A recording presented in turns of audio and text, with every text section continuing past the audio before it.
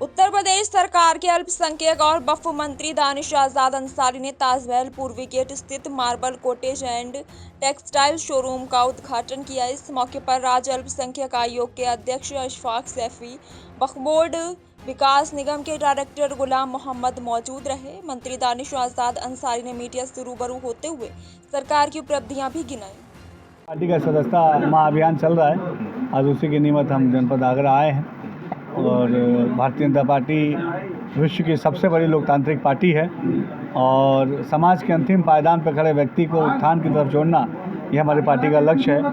ईमानदारी से हम अपने लक्ष्य के लिए, हमारी मोदी और योगी सरकार उसके लिए काम कर रही है। सदस्यता अभियान के तहत हम घर घर जा रहे हैं, अलग अलग शहरों में जा रहे हैं और लोगों को जोड़ रहे हैं भारतीय जनता पार्टी के परिवार के साथ और समाज की सेवा के इस भाव को और बल मिले और मजबूती मिले, इस नियत के साथ हम काम कर रहे हैं। अल्पसंख्यक समाज को जोड़ने के लिए क्या किस तरह की रणनीति है आप लोगों की भाजपा में? देखिए, आज जिस तरीके से केंद्र और प्रदेश की सरकार ने, मोदी और योगी सरकार ने अल्पसंख्यक समाज के विकास के लिए चौमुखी काम किए हैं, उनकी शिक्षा, स्वास्थ्य, सुरक्षा, रोजगार, उद्योग, उनके कल कारखाने को बढ़ावा देने का जो काम हमारी मोदी योगी सरकार ने किया है, ऐसा पहले किसी सरकार ने नहीं किया।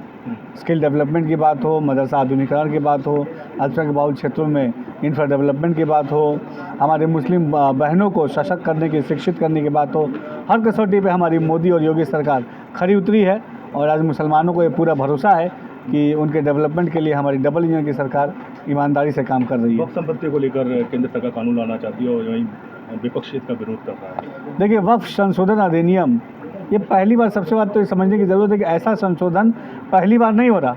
आज़ादी के बाद कई बार वक्फ के एक्ट में संशोधन हुए हैं, ये संशोधन हो सकते हैं। ज़रूरी जो चीज़ें वो होनी चाहिए।